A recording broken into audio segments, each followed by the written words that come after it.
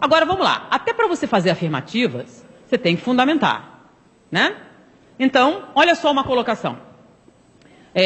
Você é homossexual hoje porque você foi mulher em muitas encarnações, aí na próxima você vem homossexual. Falam isso. Pode ser, poderia ser, mas vamos lá. Foi realizada uma experiência, o Instituto de Terapia de Vidas Passadas. Eles pegaram 11 casos de homossexualismo verdadeiro, tá? Por que homossexualismo verdadeiro? Tem aquele que não é verdadeiro? Sim, existe o pseudo-homossexualismo. Por exemplo, crianças vítimas de abuso sexual podem desenvolver traumas sexuais e ter dificuldade de identidade sexual e não é uma opção, coisa nenhuma. É fruto do quê? De um transtorno comportamental. Peraí, como assim? Vamos entender isso. Você tem 2 filhos, um menino e uma menina. E eles sofrem um assalto. Qual a primeira preocupação que você tem com a sua filha? Violência sexual. Mas quando seu filho é assaltado, esse é o primeiro pensamento que você tem? Por quê? Que na nossa mentalidade latino-americana isso não acontece com o homem, né? Isso não acontece com o homem? Homens não podem sofrer violência sexual?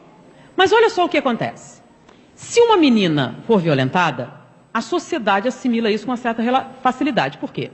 Porque ela é mais fraca, porque ela não tem força para reagir. Isso pode acontecer, tá? Então, apesar de todo o estigma e tudo mais, ela vai encontrar simpatia social? Ela vai encontrar alguém com quem conversar? Sim. Agora, se acontecer com um menino, para quem que ele vai contar? Os pais querem saber disso. Por quê? Você vai contar com a simpatia social? É a mesma coisa para um menino que é para uma menina? Não. Então, na nossa mentalidade latino-americana, por exemplo, a gente faz questão de ignorar isso. Então, nós trabalhamos durante 2 anos numa enfermaria com pacientes terminais do vírus da AIDS. Então, a gente teve a oportunidade de vivenciar uma série de coisas na época que não tinha coquetel.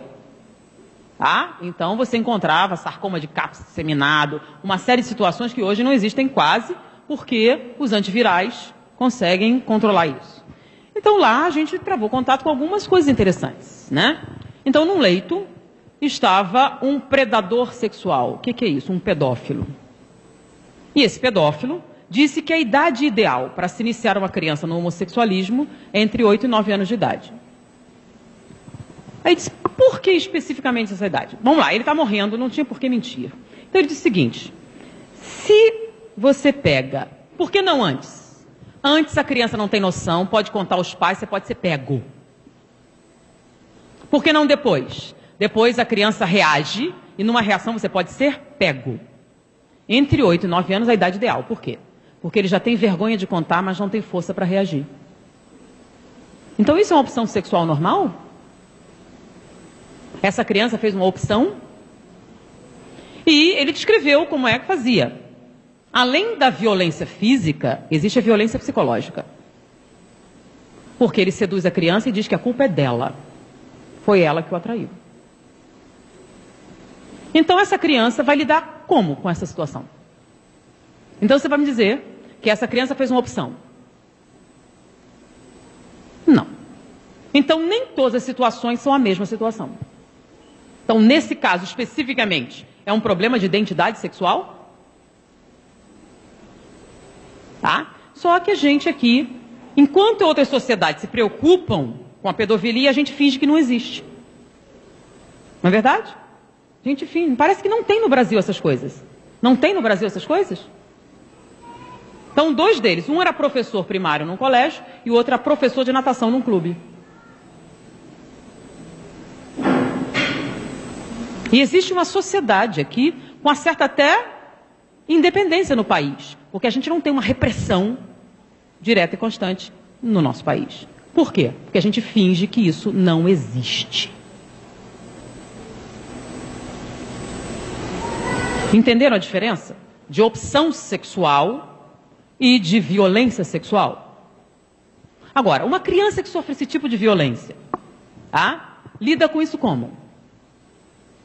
Enquanto uma mulher tem mais possibilidade de tratamento, o menino tem menos. Então, normalmente, finge-se que não aconteceu e transforma-se num processo traumático. Então, a sexualidade nessa criança é associada a quê? Humilhação extrema, dor, sofrimento. Então, o que é comum acontecer quando ele chega na idade de despertar sexual? Ele se torna incapaz sexualmente. Agora, é mais fácil, não estou dizendo que tem lógica nisso, é um processo inconsciente. É mais fácil para ele dizer que ele é homossexual do que dizer que ele é um homem que sofreu uma violência sexual. Por quê? Porque isso não acontece com o homem. Só que é verdade isso? Não, não é verdade isso. Até porque ele não era um homem, era uma criança. Então, essa é a maneira com que ele lida com a culpa. Então, vocês que conhecem um pouquinho só de Freud, vale a pena ler, entender como é que funciona.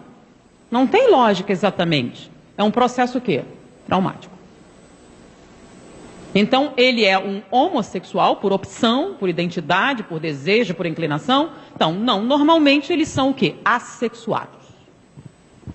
Mas como a necessidade afetiva continua existindo, tá? Uma mulher frígida pode se casar e ter filhos? Pode, sem problemas. Muitas mulheres não associam a sexualidade com isso, e sim a maternidade. Agora, um homem impotente pode se casar e ter filhos? Constituir família? Ele tem menos necessidade de afeto por conta disso? Não. Então, muitos deles se tornam homossexuais passivos, porque eles são incapazes sexualmente.